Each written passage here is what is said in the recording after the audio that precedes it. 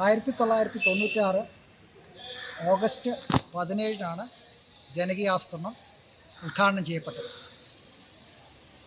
30 വർഷമായിരിക്കുന്നു. ഈ സാഹചര്യത്തിൽ ജനകീയാസൂത്രണത്തിൻ്റെ അടുത്ത ഘട്ടം എന്ന് തീരുമാനിക്കുന്ന വലിയൊരു പ്രക്രിയയ്ക്കാണ് ഈ 2026 ഓഗസ്റ്റ് 16 തുടക്കം കുറിച്ചിരിക്കുന്നത്. ഈ കഴിഞ്ഞ 30 വർഷവും ജനകീയാസൂത്രണത്തിൻ്റെയും തദ്ദേശ സ്വയംഭരണ സംവിധാനത്തിൻ്റെയും ശക്തിപ്പെടുത്തുന്ന പ്രവർത്തകരായി നിന്നിട്ടുള്ള മുഴുവൻ പേരും ഒത്തുചേർന്നുകൊണ്ടുള്ള സംഗമമാണ് ഇവിടെ നടക്കുന്നത്. വിവിധ വിഷയമേഖലകളിലായി ഇനി എന്തൊക്കെയാണ് മാറ്റങ്ങൾ വരുത്തേണ്ടത്, ചെയ്യേണ്ടത് എന്നതിനുള്ള അന്വേഷണമാണ് ഇവിടെ നടക്കുന്നത്. അതോടൊപ്പം ഒരു വലിയ തലമുറ കൈമാറ്റം കൂടി നടക്കുക. പുതിയ തലമുറയിൽ നിന്നുള്ള നിരവധി ചെറുപ്പക്കാർ ഈ സംഗമത്തിൽ പങ്കുചേരുകയാണ്. ഭാവി പ്രവർത്തനങ്ങളിൽ അവർ മുന്നോട്ട് വെക്കുന്ന ഒട്ടേറെ നിർദ്ദേശങ്ങളുടെ അടിസ്ഥാനത്തിൽ ഇത്തരമൊരു കൂട്ടായ്മയ്ക്ക് തുടർന്ന് കേരളത്തിൽ എന്ത് ചെയ്യാൻ കഴിയും എന്ന ആലോചനയുണ്ടാകും. അതോടൊപ്പം തന്നെ കേരളത്തിലെ തദ്ദേശ സ്വയംഭരണ സ്ഥാപനങ്ങളെ ശക്തിപ്പെടുത്തുവാനുള്ള സഹായ സംവിധാനമായി നിരവധി പ്രവർത്തനങ്ങളുണ്ടാവും. ഇതിനായി ആരംഭിച്ചിട്ടുള്ള വെബ്സൈറ്റ് കേന്ദ്രീകരിച്ചിട്ടുള്ള നിരവധി പ്രവർത്തനങ്ങളുണ്ടാവും. ഇതൊക്കെയാണ് ഈ സംഗമത്തിലൂടെ ലക്ഷ്യമിടുന്നത്. പ്രാദേശിക തലത്തിലുള്ള ഒട്ടേറെ ആവശ്യങ്ങളും അതോടൊപ്പം തന്നെയുള്ള സൊല്യൂഷൻസും കണ്ടെത്താനും അതുവഴി കേരളത്തിലെ വികസനത്തിന് ഒരു പുതിയ പാത കെട്ടിപ്പടുക്കുവാനും കഴിയും എന്ന വിശ്വാസത്തിൻ്റെ അടിസ്ഥാനത്തിലാണ് ജനകീയാസൂത്രണം ആരംഭിക്കുന്നത്.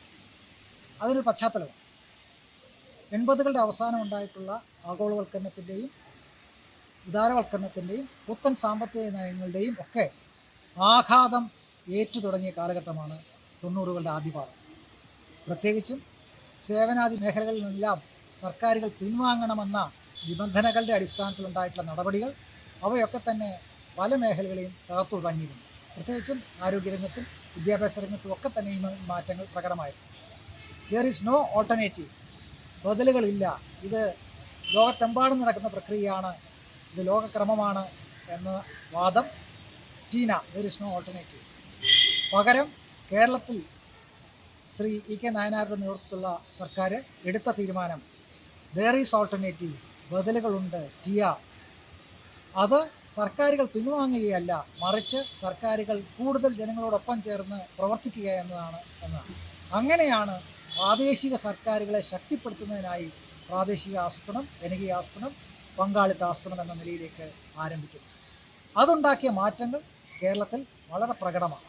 ഓരോ മേഖലകളിലും മുരടിച്ചു പോയിരുന്ന വികസനം, തകർന്നുകൊണ്ടിരുന്ന വികസനം, അവയൊക്കെ തിരിച്ചു പിടിച്ചുകൊണ്ടുള്ള മുമ്പോട്ടുള്ള പോക്ക് എല്ലാ മേഖലയും, പ്രത്യേകിച്ച് വിദ്യാഭ്യാസവും ആരോഗ്യത്തിലൊക്കെ തന്നെ നമ്മൾ കണ്ടുകൊണ്ടിരിക്കുന്നതാണ്, കണ്ടു കഴിഞ്ഞതാണ്. ഇനിയും മുമ്പോട്ട് പോകാനും പ്രത്യേകം ശ്രദ്ധിക്കേണ്ട ഒരു കാര്യം, ഇത് എത്രമാത്രം ജനകീയമായിരുന്നു എന്നതിൻ്റെ ഏറ്റവും വലിയ ഉരകല്ലാണ് വിവിധ സർക്കാരുകൾ മാറി മാറി വന്നെങ്കിലും ഈ കഴിഞ്ഞ 30 വർഷത്തിനിടയിൽ ജനകീയാസൂത്രണം വേണ്ട എന്ന് വെക്കാൻ ഒരു സർക്കാരും തയ്യാറായില്ല. കാരണം അത് അത്രമാത്രം ജനകീയമായിരുന്നു, ജനങ്ങൾക്ക് വേണ്ടിയായിരുന്നു, ജനങ്ങൾ ഉൾക്കൊള്ളുന്നതായിരുന്നു എന്നതാണ്. ആ പദ്ധതിയുടെ, ആ പരിപാടിയുടെ അടുത്ത ഘട്ടത്തിലേക്കാണ് നാം നീങ്ങുന്നത്. ഇതുവരെ ഉണ്ടായിരുന്നത് മാത്രമല്ല, ഇനിയും ഒരുപാട് നേടാനുണ്ടായിരുന്നു. ഇനിയും ന്യൂനതകളുമുണ്ട്, അതൊക്കെ മാറണം. അതുമാത്രമല്ല, മാറിയ കാലഘട്ടത്തിൽ, പുതിയ കാലഘട്ടത്തിൽ പുതിയ ആഗ്രഹങ്ങളുണ്ട്, പുതിയ ആശകളുണ്ട്, പുതിയ രീതിയിൽ പ്രവർത്തിക്കേണ്ടതുണ്ട്. അതൊക്കെ നേടണമെങ്കിൽ പുതിയൊരു രീതി, പുതിയ കാഴ്ചപ്പാട് ഒക്കെ വികസിച്ച് വരേണ്ടത്. അത് എങ്ങനെ എന്നതുകൂടി ആലോചിക്കും. പ്രത്യേകിച്ചും പുതിയ യുവജനങ്ങൾ, അവർ ഇതിൻ്റെ മുന്നണി പോരാളികളായി മാറേണ്ടതുണ്ട്.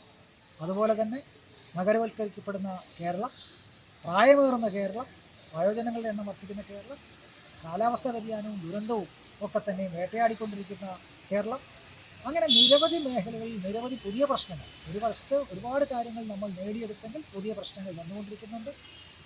പ്രശ്നങ്ങൾ എന്നല്ല, വെല്ലുവിളികൾ എന്ന നിലയിൽ വരുന്നുണ്ട്. ആ വെല്ലുവിളികളെ നേരിടാൻ കഴിയുന്ന രീതിയിലുള്ള പുതിയ സംവിധാനത്തിലേക്ക് നീങ്ങേണ്ടതുണ്ട്. ജനകീയാസൂത്രണം, അതുപോലെ തന്നെ അധികാര വികേന്ദ്രീകരണം, അതുപോലെ തന്നെ തദ്ദേശ സ്വയംഭരണ സംവിധാനം, മറ്റ് പല വെല്ലുവിളികളും നേരിട്ടുകൊണ്ടിരിക്കുന്ന കാലം കൂടിയാണ്. അതുകൊണ്ട് തന്നെ പുതിയ ബദലുകൾ സൃഷ്ടിക്കുന്നതിനുള്ള ശ്രമം ആരംഭിക്കും. ആ ശ്രമം ആരംഭിക്കുന്നതിലാണ് നമ്മളിവിടെ ഒത്തുചേരുന്നത്. 1996 ഓഗസ്റ്റ് 17 ചിങ്ങം 1 അന്നത്തെ മുഖ്യമന്ത്രി ശ്രീ ഇ കെ നായനാർ ആദ്യ തിരികൊളുത്തി. അത് ആ വിളക്ക് മുൻ മുഖ്യമന്ത്രി ശ്രീ എ കെ ആൻ്റണിക്ക് കൈമാറി. അവിടെ നിന്ന് മുൻ മുഖ്യമന്ത്രി ശ്രീ പി കെ വാസുദേവൻ നായർക്ക് കൈമാറി. അതിനുശേഷം അധ്യക്ഷത വഹിച്ചിരുന്ന ശ്രീ EMS നമ്പൂതിരിപ്പാട് തിരികൊളുത്തി. അവസാനം അന്നത്തെ തദ്ദേശ സ്വയംഭരണ വകുപ്പ് മന്ത്രിയായിരുന്ന ശ്രീ പാലൊളി മുഹമ്മദ് കുട്ടി അഞ്ചാമത്തെ തിരികൊളുത്തി ആരംഭിച്ചതാണ് ജനകീയാസൂത്രണ പ്രസ്ഥാനം. എല്ലാവരും ഉൾക്കൊണ്ടുകൊണ്ടുള്ള, എല്ലാ വിഭാഗം ജനങ്ങളെ ഉൾക്കൊണ്ടുകൊണ്ടുള്ള പ്രവർത്തനങ്ങൾക്കാണ് തുടക്കം കുറിച്ചത്.